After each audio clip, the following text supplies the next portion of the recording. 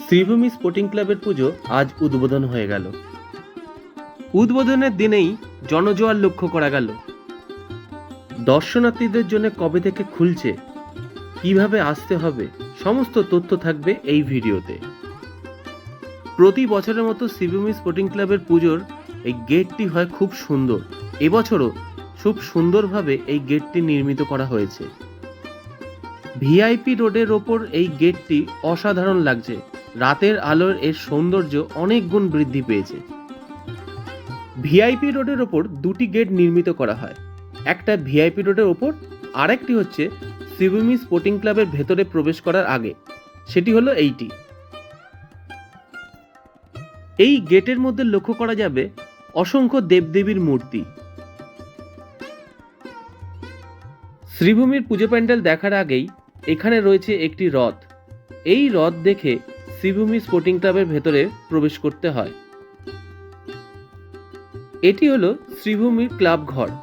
খুব সুন্দরভাবে আলোকসজ্জায় সজ্জিত করা হয়েছে। ক্লাব ঘরের পাশেই এই অংশটিতে নির্মিত হয়েছে আমেরিকার স্বামীনারায়ণ মন্দির। শ্রীভূমি স্পোর্টিং ক্লাবের এবছরের উপস্থাপনা নিউ জার্সি স্বামীনারায়ণ টেম্পল। এবছর তাদের পুজো ৫৩তম বর্ষে পদার্পণ করল। এই পুজো প্যান্ডেলটির উচ্চতা প্রায় ১০০ ফুটের মতন হয়েছে। রাতের আলোয় এই পুজো মণ্ডপটি দেখতে অসাধারণ লাগছে। ২০২৪ সালে অর্থাৎ এর ঠিক আগের বছর শ্রীভূমিতে তৈরি হয়েছিল তিরুপতি বালাজি মন্দির, এবং এই বছর নিউ জার্সি স্বামীনারায়ণ টেম্পল। এখনই কত সুন্দর লাগছে। এই পুজো মণ্ডপটি অর্থাৎ এই মন্দিরে কোনায় কোনায় ফুটিয়ে তোলা হয়েছে নাগারা স্থাপত্য শৈলী। এই সমস্ত কাজ ফাইবার দ্বারা নির্মিত হয়েছে।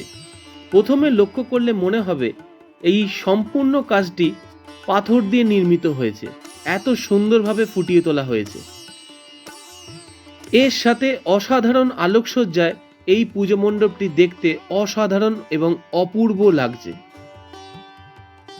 এই মন্দিরের গায়ে যে কারুকার্যগুলি নির্মিত হয়েছে এক কথায় অনবদ্য। নাগারা শিল্পরীতির যে নিদর্শন সেটি এখানে ফুটিয়ে তোলা হয়েছে। এখন আমরা মূল মণ্ডপের ভেতরে প্রবেশ করব। মণ্ডপের বাইরের অংশ থেকে মণ্ডপের ভেতরের অংশ সৌন্দর্য দ্বিগুণ। মণ্ডপের ভেতরে রয়েছে ৪টি বড় পিলার, আর পিলারের গায়ে রয়েছে নকশা এবং বিভিন্ন দেবদেবীর মূর্তি। মণ্ডপের ভেতরে নজর কাড়বে মণ্ডপের উপরে থাকা ঝাড়বাতি। এই ঝাড়বাতিগুলো একটু অন্যরকম দেখতে, অপূর্ব সুন্দর। মাঝে রয়েছে একটি বড় ঝাড়বাতি এবং তার পাশে ৪টে ছোট ছোট ঝাড়বাতি। মণ্ডপের ওপরের অংশে রয়েছে এরকম নহবতখানা এবং এর ভেতরে রয়েছে গণেশ মহারাজ। এখানে ঝাড়বাতির ওপরেও রয়েছে সুন্দর ডিজাইন। মণ্ডপের ভেতরের অংশটিকে এত সুন্দরভাবে ফুটিয়ে তোলা হয়েছে যেন মনে হবে এটি পাথর দ্বারা নির্মিত, কিন্তু এগুলি পাথর দ্বারা নয়, এগুলি হচ্ছে থার্মোকল এবং ফাইবারের উপরে নির্মিত করা হয়েছে।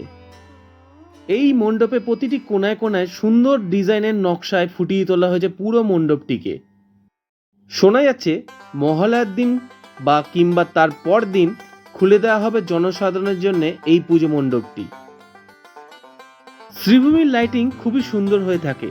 এখন আমরা দেখে নেব এই অপূর্ব সুন্দর লাইটিং। শ্রীভূমি স্পোর্টিং ক্লাবে পুজো আসার জন্য সবচেয়ে কাছের রেলওয়ে স্টেশন হলো বিধাননগর রোড রেলওয়ে স্টেশন। সেখান থেকে অটো কিংবা বাসে করে চলে আসতে হবে লেকটাউন মোড়।